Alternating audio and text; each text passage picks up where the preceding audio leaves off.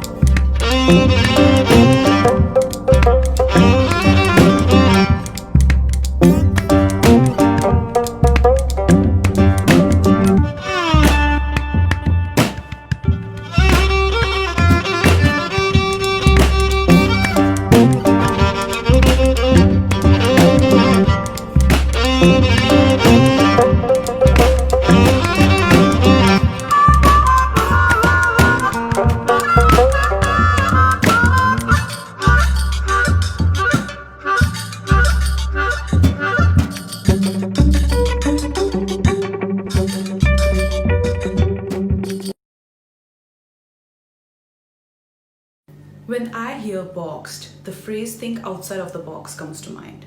Normally for me, it's a piece of music or an idea that leads to choreography. But for this task, we were asked to choose a corner in our homes and I approached it as a film or a stage set. Hence the blue colored accent wall. I picked this particular track by Dirtwire because it's groovy and tongue-in-cheek in a way. I had decided on the onset that I wanted this piece to be fun and relatable. In this lockdown, we are all glued to our screens, be it phones, laptops, TV, etc. This piece is a bizarre dream sequence of being stuck in that screen and we watch it unravel. The approach to choreography is simple, clean movements with expression, basic foundations of Bharatnatyam, Adavus, and a style I have coined called Mudra Tatting.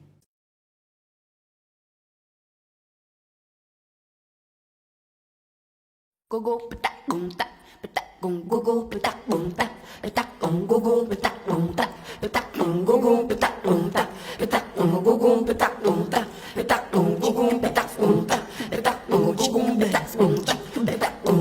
patak boom tak patak boom go go patak boom tak patak boom go go patak boom chik patak boom chik patak boom chik patak boom chik patak boom chik patak boom patak boom chik patak boom chik patak boom chik patak boom chik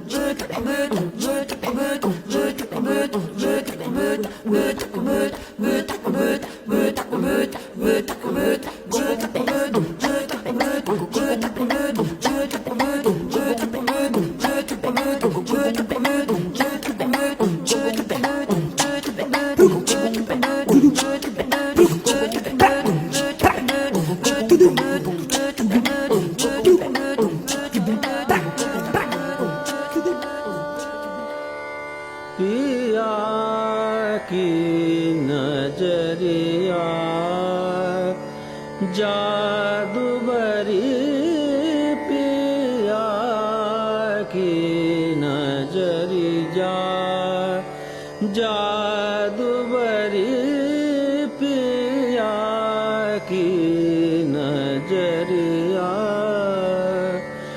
जादू भरी पिया की नजरिया जादू भरी मोहलियो मन मेरो प्रेम भरी मोहलियो मन मेरो प्रेम भरी पिया की नजरिया.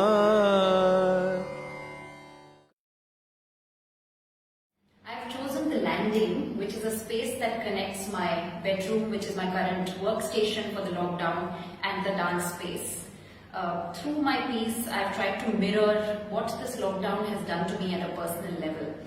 Where in the beginning it was all about physically being restricted and constricted, trying to go here, there, unsuccessfully of course, which then led to this mental churn and a cocktail of emotions, fear of COVID of course, but equally compassion for the migrants as well as victims, etc. And being boxed into the screen, which is the new work world.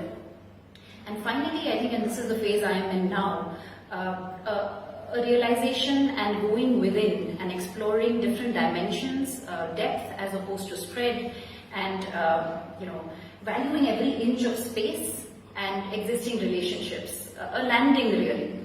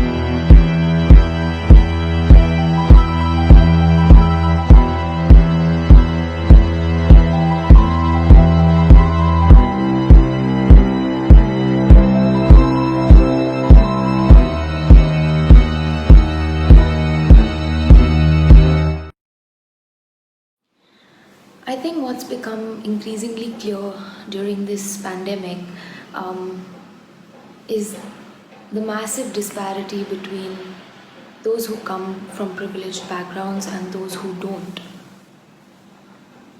Some of us have had the means to adapt, the means to survive, and the means to evolve, to open newer pathways and doorways for ourselves, but a lot of us haven't. And so the sliding doors become a representation, a physical object of that disparity between those who can and those who can't. It is also symbolic of my state of mind, where there have been moments that the pandemic's effects have been right in front of my face, but I've been able to slide it away.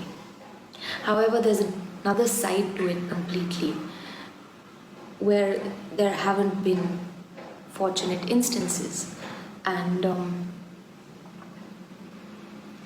people haven't been able to deal with it with such ease.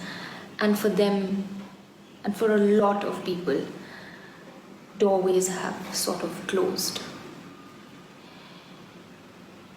So we're all boxed in our own ways, some more than others.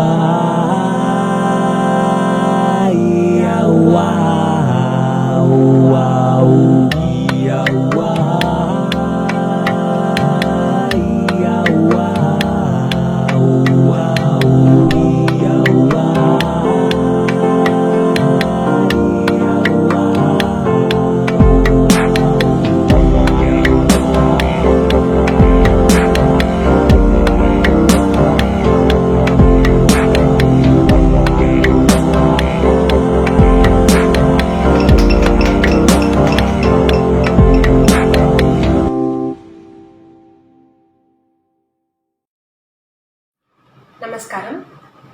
When I was asked to choose a location for the theme Boxed, the immediate related terms that came to my mind were stuck, caught, trapped, claustrophobic, helpless, and the first place that I thought of was the elevator. Lift is equal to lockdown, is what I felt. Anytime we enter the elevator, we do know that we have to be boxed for a certain period of time before we reach our desired floor.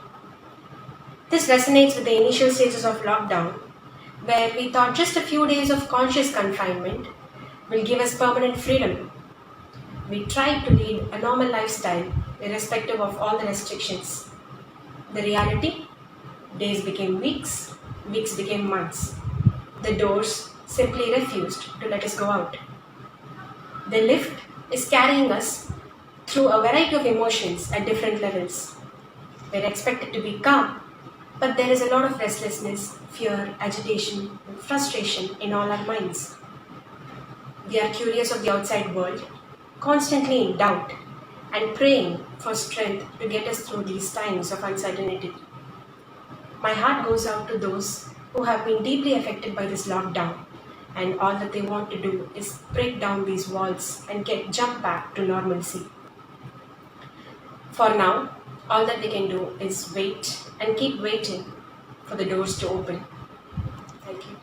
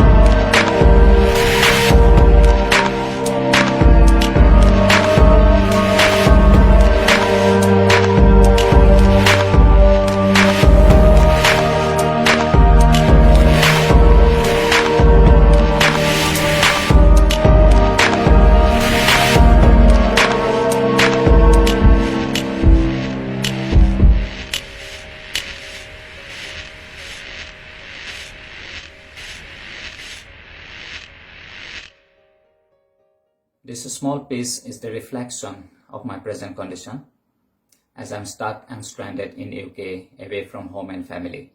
The only solace I'm having is the laptop or the mobile phone for constant communication with the outer world. From taking classes online or having communications with friends and family, and constant exchange of emails with Indian Embassy, my daily activities are revolving around the laptop for constant updates in the hope of getting out of this confinement. So this situation is actually confinement for me, as it is making me physically bound and limited, mentally fatigued and exhausted, and to be precise, boxed.